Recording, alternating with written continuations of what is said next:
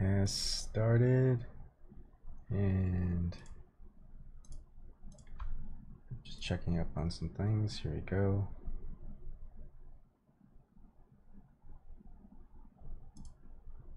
Let's go live. And restreaming on YouTube, on Facebook. Let's get that streaming. Good. That is set. So if no one's been to the Candlelight.media or Candlelight Media Inc. for Facebook, you can go ahead and see things there. I really don't care much for it, but just an extra avenue of viewing what we do. Okay, going live. All right, good. Okay, that's set. And starting this, good. And pop out chat.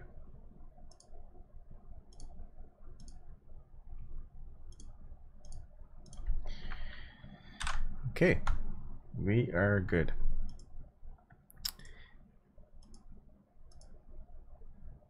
So, now I didn't even notice this, and I'm a big sci-fi nerd, geek, whatever. And this was in October 21st of this year. And I'm going to go ahead and just kind of share the screen so you can get updated with the news I've been reading for it. It hasn't been much. Okay, here we go. Oh, by the way, there we go. Okay, scientists find a huge cave on the moon which could house a lunar colony. This is from Yahoo News, 7 News. With various space agencies eyeing up moon missions in the not too distant future, Japanese scientists may have just spotted the perfect place for man's first moon colony. A fissure beneath the moon's surface was spotted by a radar instrument on Japan's Selenological and Engineering Explorer Selene probe and is about 50 kilometers long. Japan Aerospace Exploration Agency JAXA said that the fissure, located beneath the domes of the moon's Marius Hills, may be an ancient subterranean lava tube. JAXA senior researcher Junichi Haruyama said that such lava tubes might be the best candidate sites for future lunar bases, shielding future explorers from the moon's wildly fluctuating temperatures and a barrage of cosmic radiation on the surface. And he can see that these are some pictures. Hayayama said, "We've known about these locations that were thought to be lava tubes, but their existence has not been confirmed until now. These underground networks of lava tubes could protect future astronauts from the harsh conditions on the moon." This has been decades of speculation from researchers. And finally, to the end of the article, unlike Earth, the moon does not have a thick atmosphere and magnetic field, so it is unprotected against cosmic radiation and receives frequent meteorite impacts. The moon's temperature also varies wildly, going up and down by several hundred degrees Celsius during one lunar day. This wasn't the first news article that I saw. It was actually this one, which is looks like it's from Futurism. New discovery raises hope for human colonization of the moon. This was posted yesterday by Brad Jones. You could go ahead and read it, but basically it's talking about moon cave colonization. That's all well sci-fi-ish, and it's kind of exciting that could be a possibility. If we want to travel further out into space, we're definitely gonna need bases, as just like any type of exploring that we do here in Earth. We establish bases, so there's like a trading post to make sure that we can keep getting equipment and supplies and replenish them rather than making lots of long trips. There's a lot of shorter trips. Anyways, we can talk about that later. So the next little snippet is so after all this, this article is on News 18. You'll notice that a lot of this is just local news. And we'll go to the search engine later. 2 days ago, November 18th, soon India, Japan to jointly explore the moon. So Japan and India had their own lunar missions in the past. In 2009, JAXA's lunar orbiter spacecraft Selene had impacted the lunar surface after successfully orbiting the moon for a year and 8 months. Asserting that the relationship between the space agencies of India and Japan has had a visible change, the Indian Space Research Organization chief on Friday said the countries are working towards a joint lunar mission soon. We're looking at a possible joint lunar mission, which is still in a very preliminary stage. We are working on the details at the moment, state-run ISRO's chairman A.S. Kiran Kumar told media persons here. I guess I'll just go ahead and just post the links. Basically, yeah, Japan and India are going to go and land on the moon and explore it. And it's been, what is it, since 1972 that we've last landed on the moon, at least the US has, and we've pretty much forgotten about it except for a lot of conspiracy theories as to if it was fake or not. And you know what? That's something that we should discuss, because it doesn't seem like the United States or NASA has any plans whatsoever to join in on exploring the moon. And we're always looking at Mars or Europa or Io. And then it's all through probes. It's nothing really like planned missions. And if it's planned missions, it looks like we're going to be doing it straight from Earth somehow to wherever we're going. But we're not going to use the moon as a base. And I think, oh, well, look at here. 13 hours ago, North Korea, India, China all want to go to the moon. It doesn't say anything about the US or even Russia, for that matter, which is a little bit odd to me. I just feel like there's an opportunity to go to the moon, explore, and there's a reason for it. Not just to be the first one there, but to actually explore something. We might actually find something interesting in there, get samples, and then kind of explore. I mean, how much is 50 kilometers? Something like 27 miles, 23 miles. I'm horrible at kilometers to mile conversions, but it's pretty long. That could be a good base, sure. Or I don't know. It just feels like, hey, we did it 40 plus years ago. It was easy then. It would be easier now, type of thing. But no, it's we're still not really caring about the moon. I mean, what will it take for us to go back to land on the moon with astronauts? We found water there. Now we found this big old lava tube. We might be able to find life, and then we're gonna be like, oh yeah, there's life on the moon. Whatever, we don't want to land there. It tugs at the conspiracy theorist mentality of, yeah, maybe we didn't land on the moon, just because we're not going there anymore. And it just feels like the purpose wasn't just to land on the moon just to say we landed on the moon. There's an added purpose of, hey, we can start exploring outside our Earth, see what's out there, and expand from that, and probably learn how different environments work and apply that to, you know, how things work on Earth and all this other stuff. But all right, it's getting a little bit boring talking to myself. Hey, Christian Dark Bruins, in an hour, at around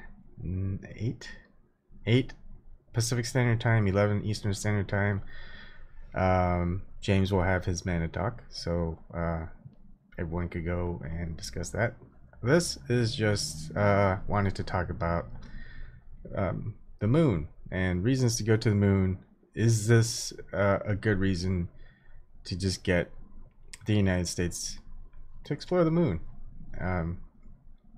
When would be a good time? If Japan, India, heck, even China gets into it, I might think if China or North Korea actually ends up doing a joint mission to go to the moon, I think the United States and Russia might actually go into this race, which is exciting. I mean, there's a lot of problems with the world right now that we need to fix, but we also need to make sure to explore outside of our system, just like how you would need to explore outside your home just to see if there's changes going on. It's just a smart thing to do, not to put all your eggs on one basket. Not that, you know, there's anything out there that's more important than here on Earth, at least for us humans.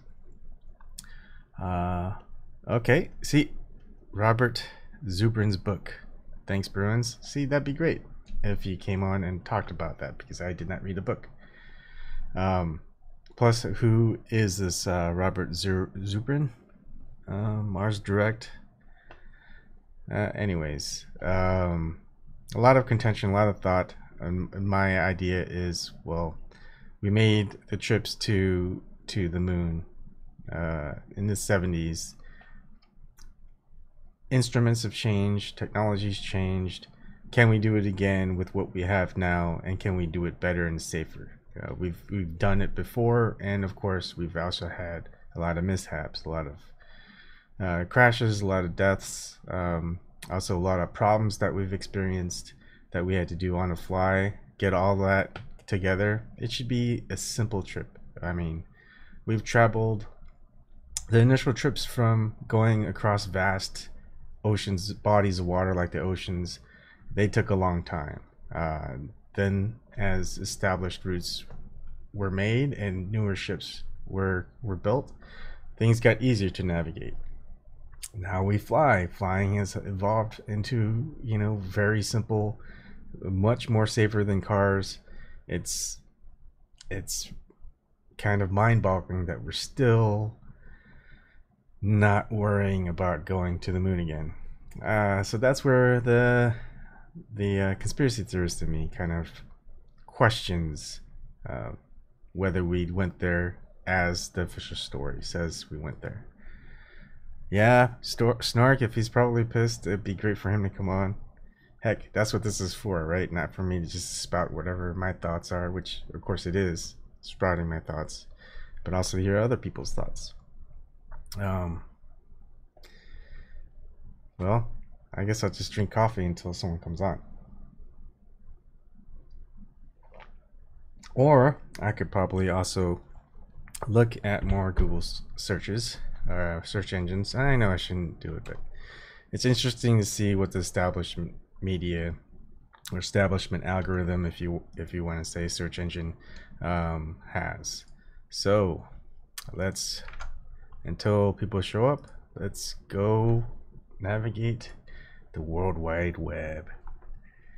Okay, so let's look at this Korea Newsweek. Now that's pretty big outlet. It was actually published on The Conversation. Okay, so now they're just republishing someone else that did some work. That's just hogwash. Why don't they do their own work?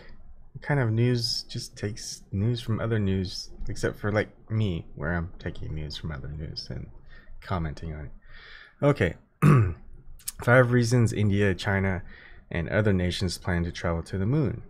No human has been to the moon since 1972, and only 12 people have ever done it, all of them American men. But that list could soon be getting a lot longer.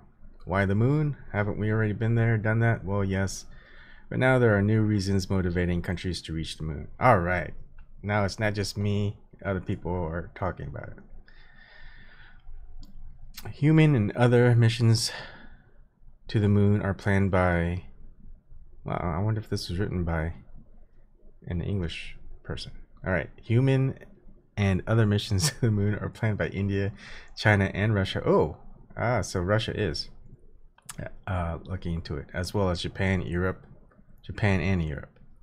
They don't say what European countries, but South Korea and North Korea are also looking towards the moon. Even NASA seems to be getting its mojo back. Oh, that's interesting, because I've not heard anything from NASA about plans for that. Recently announcing a revamped vision for a deep space gateway that includes a port of call at the moon en route to Mars and beyond.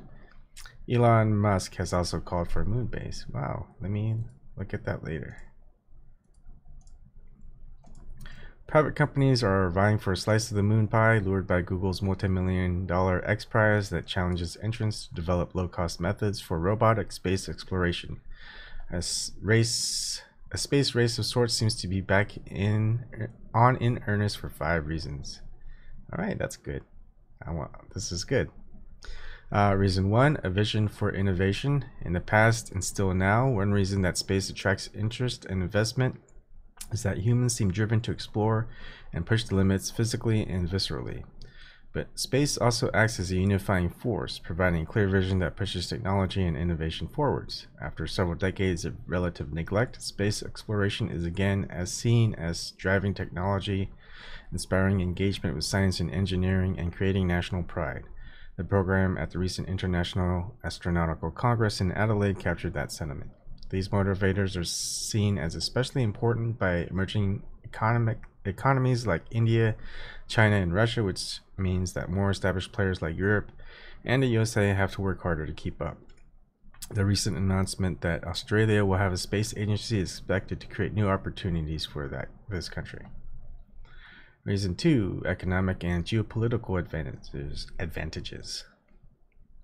Paradoxically, exploration of the moon builds both international cooperation and competition. Even if they don't have their own space program, countries can develop instruments to fly on spacecraft that are built and launched by other nations. For example, India's Chandrayaan-1 spacecraft carried instruments from Sweden, Germany, UK, Bulgaria, and the US to the moon. This helps mesh economies and provides strong motivation to keep the peace. Economic and geopolitical competition occurs because the moon is seen as unclaimed territory. No country is allowed to own the moon, at least according to a 1967 UN treaty that has agreement from over 100 countries. Nonetheless, there are incentives to place a claim on the moon. For example, helium-3, an isotope of the element helium, is abundant on the moon but rare on Earth. It is potential fuel for nuclear fusion, a potentially unlimited and non-polluting source of energy. China in particular has stated a strong interest in lunar helium-3. The situation appears similar to that of the Antarctica in the 1950s, when the continent was subdivided by the 12 countries that had active scientific programs in the region at the time.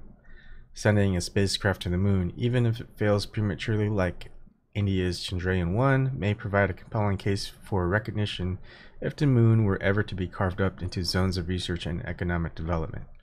Russia, China, Japan, Europe, and the USA landed or crashed spacecraft on the moon in the decades after Apollo. Reason 3, an easy target. Growing space agencies need successful missions, and the moon is a tempting target. Radio communication over the relatively short distance between the Earth and the moon, 384,400 kilometers, is also instantaneous, 1 to 2 seconds. Between Earth and Mars, two-way communications can be the better part of an hour. The low gravity and lack of atmosphere on the moon also simplifies operations for orbiters and landers. The Russian Luna missions show that it is technically feasible to apply robotics to bring samples from the moon to the Earth. China aims to launch a robotic mission to the moon in the next 1 to 2 years to fetch samples. If successful, these will be the first samples brought back from the moon since Luna 24 in 1976. 1976. That is, was it 31 years ago? Holy crap.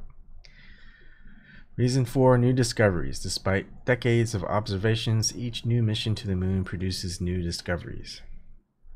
Japan's Selene spacecraft and India's Chandrayaan-1 mission discovered new distributions of minerals on the moon and probed regions of potential resources. An exciting discovery has been the presence of water ice and other organic compounds in permanently shadowed regions of the moon that never see sunlight. If present in sufficient quantities, water ice on the moon could be used as a resource for generating fuel or supporting human habitation. This would be a major advantage for the future missions, considering the cost of carrying water from the Earth to the moon. Although immense engineering advances are needed to recover these sources from environments as cold as negative 250 degrees Celsius, such challenges drive new technologies. Reason 5, we learned about Earth. Oh man, great minds think alike. Alright, aside from the practicalities, exploration of the moon has revealed completely new ideas about the origin of our solar system.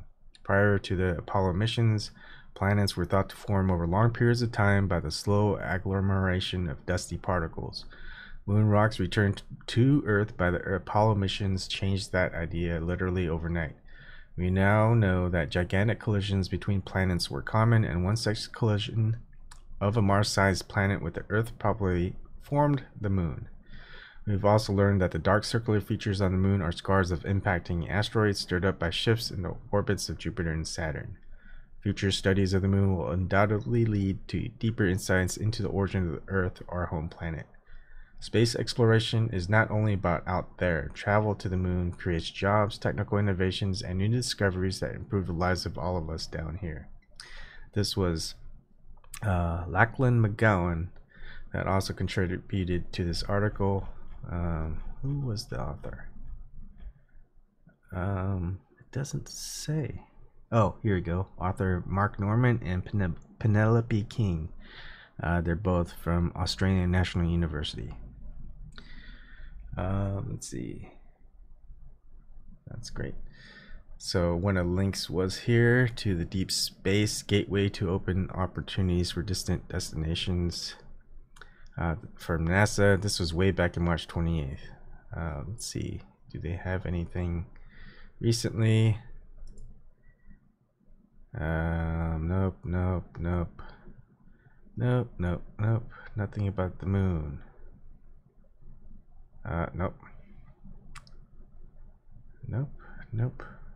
Nope.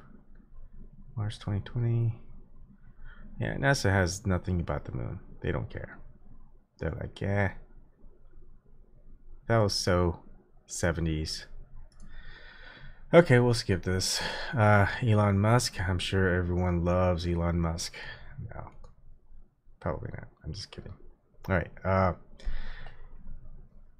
Elon Musk, SpaceX can colonize Mars and build moon base. This is from The Guardian, written by Michael Slezak and Olivia Salon. Sorry if I'm not saying that correctly.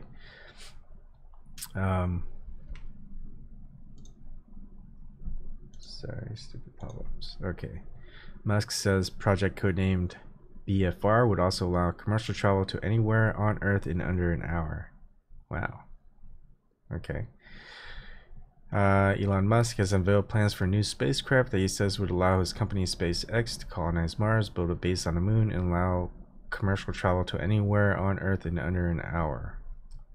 This spacecraft is currently still codenamed the BFR, Big Fucking Rocket. I wonder if that's really what it stands for. Musk says the company hopes to have the first launch by 2022, which is 5 years from now, and then have 4 flying to Mars by 2024. Yada yada yada. Anything with the moon. Alright, if we're building this thing to go to the moon and Mars, then why not go to other places on Earth as well? He said the size of the payload, which would allow items with diameter of just under 9 meters, means larger satellites could be delivered to orbit in a single mission. Ooh, it's going to be expensive. It would cost around $200,000. Yeah, okay, that's not going to happen. Yeah, you know what? Ship the rich millionaires out into space. That I'm okay with that. Let's see. Nothing really else. Alright, let's go back to the Google search because no one wants to join in on the conversation. There's probably other things to worry about, but this fascinates me. I think it should be talked about because, look, yeah, I think it just should. there really isn't, as you can see, many articles. Here we go. There's Motherboard. A team of space engineers working for a way for people to explore the moon without going through those pesky astronaut requirements. Yeah, whatever. Nope. NASA. Martian moon's not our moon. Okay, here we go. Russia wants to go to the moon by Daily Mail. I don't know if I want to read the Daily Mail. Alright, let's just do it. Okay, Daily Mail. Son of a bitch. Russia to go to the moon. New 30 million. Is that euros or rubles? I don't know. Sorry. Spaceship will touch down 40 years after the country's last mission amid plans to set up a lunar colony by 2030. Okay, so they can send sample analysis, no astronauts. Well, this is just dumb. Okay, you got plans, but you're not gonna send anyone up there yet. Which is funny because no other country's really gone up there. Russia just kind of gave up when the US landed on the moon. You would think that they would still go up there to say they could. That not just the, oh, I guess it wasn't Russia back then, Soviet Union, but you know, whatever. Okay, so nothing here. How about, there we go. View all.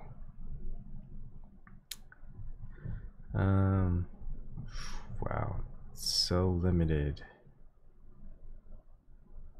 Sputnik International. Huh. See, look at that. It's just India and Japan, really. I mean, others are probably thinking about it. They're actually, the focus is on India and Japan. Let us see. Mission to the moon. That's an easy one. Okay, here we go. Instead, their Newsweek is going about fake Apollo landing photo stuff, making it all about conspiracy theories. Yet, they just don't want to go to the moon. That's you know, the easiest way to silence all these naysayers about the moon landing is to actually just go to the moon. I mean, it's really easy. We've done it 4 times at least. And that was what, how many, 45 years ago? I'm not even 40 years old yet. I've worked on, systems, radar systems that are older, they're about just as old. Probably, yeah, actually older, older than 1972. And, wow. I mean, can you imagine flying in a plane that's 45 years old, or driving a car that's 45 years old, and saying, you know what, it's just not safe, not whatchamacallit to do that, or we can't do what the older stuff did just because, you know, it's just more expensive. It doesn't make any sense. All right, I'm rambling. All right, let's keep looking. Okay, more Newsweek. Of course, they're just copy pasting other original articles.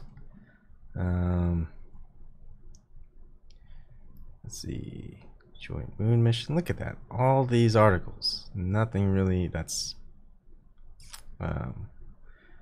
Scientific American is kind of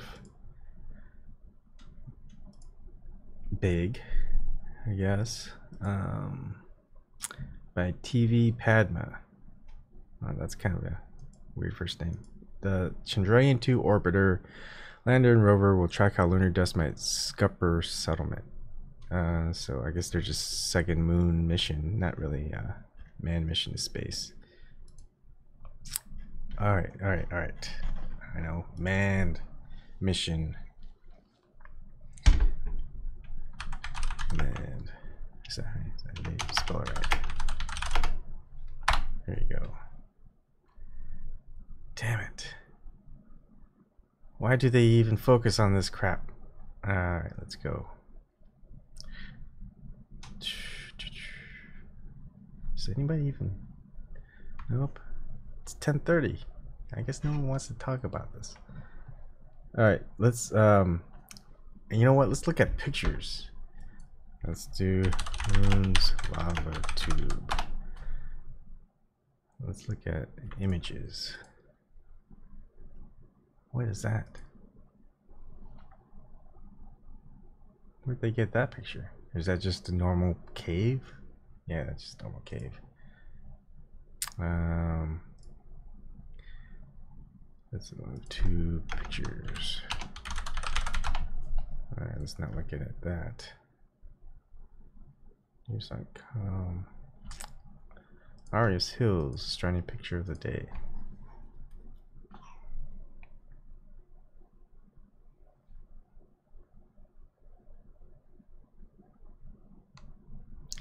That's taking a while.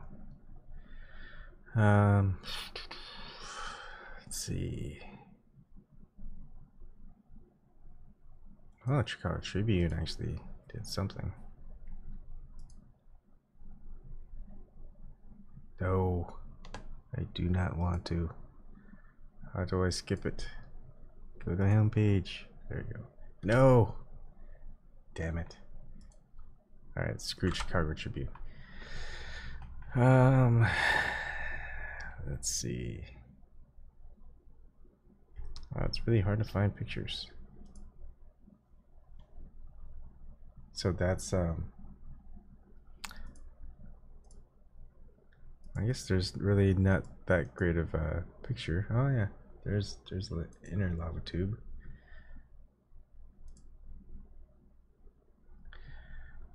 Okay. All right, so this has an update on it.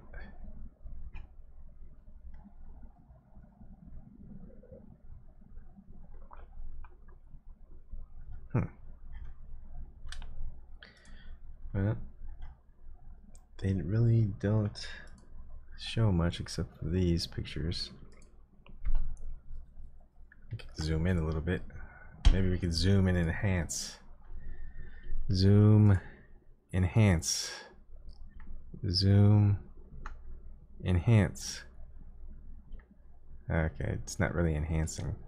Must be a computer issue. Alright, there's one, like a smortis. It seems like there's at least 8. I don't know. At least 8 that they studied, maybe.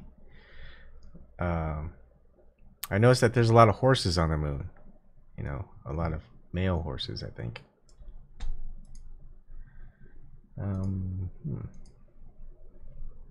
That one's quite roundish. I wonder if that means it's more like this one feels like it's kind of caved in. This one's still really kind of pristine. I wonder how safe they would be to actually explore. I think the Marius Hills is the one that most people are think about. It sounds like a nice, very well-to-do, wealthy section of town. The Schluter crater. That's definitely Haagen-Dazs related. Highland 1 and Highland 2. I wonder if they're the same Highland, just different pictures. Oh, okay, I'm wrong. It's a female horse, a mare. So, yeah, I know nothing about horses. Alright, unzoom, unenhance. Alright, guess that's really it. I mean, no conversations about this, so let's just keep exploring. We got about 30 minutes until people talk about stuff that's more important, like I don't know what's important these days.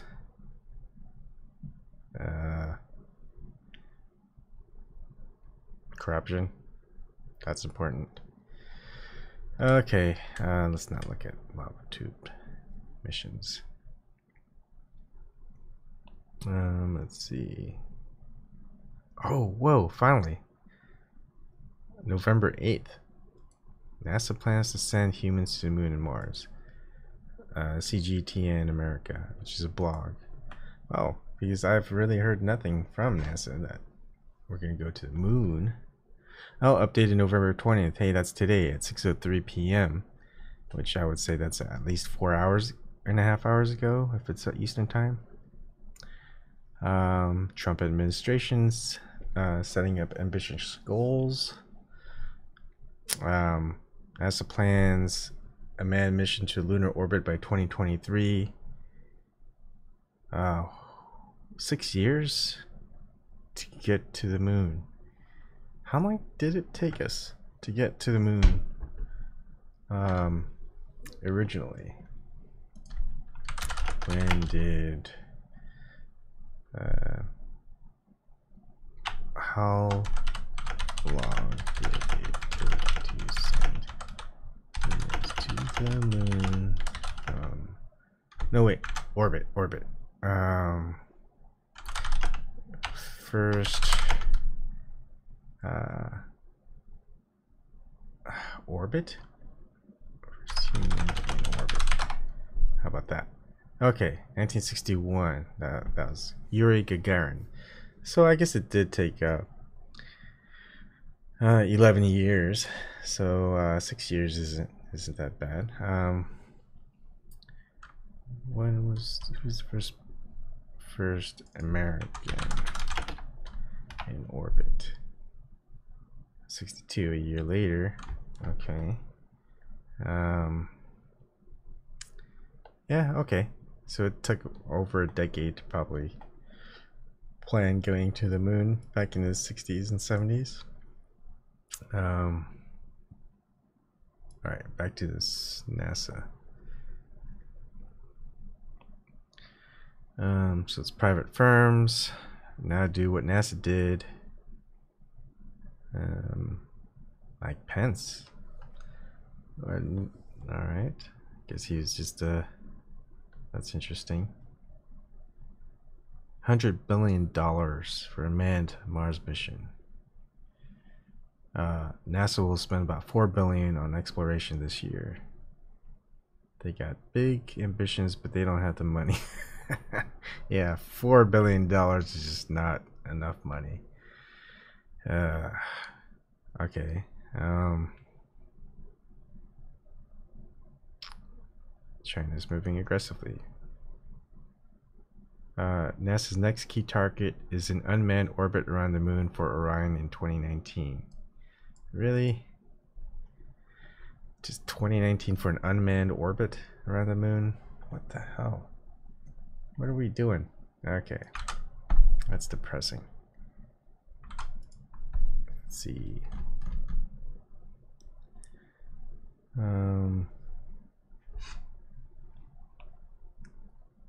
Mars or bust. Huh.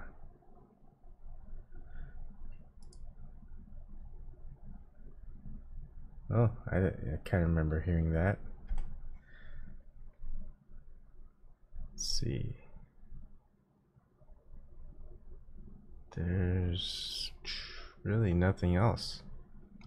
Is there no one else? Okay. That's it, I guess. No conversations. This is pretty much, no one cares, I guess. This is sad. I'm sad. I care. I guess everyone's more excited about Mars. Sex allegations, that's a big topic. I guess we really I don't know. This kind of sucks. Well, anyways, I'm gonna end it here. There's nothing to talk about, apparently, and I've got other stuff that I'd like to focus on, which is like appear more newsy, if you will. I have that little scrolling news thing at the bottom. Yeah, that's kind of a plan. And instead of having to join and participate static, it'll be a scroll thingy. So every once in a while, that'll just appear. What else will I have? Oh, music. Or not music. At least some type of sound effect. So it's kind of appears newsy. Not that we're really doing news. It's just more, hey, we're switching topics. Blah. Also, probably a little bit of like things that are currently going on. That would be in the scroll thing. Or maybe, hey, breaking news. Maybe we'll have a breaking news one. That would be interesting. Like, hey, someone mentioned this, breaking news, and we'll just start talking about that. So if we have a topic, we'll just switch it to the breaking news, and then we'll just go back to our regularly scheduled, what you would call it, ever thingy that we do. Okay. All right. See you guys.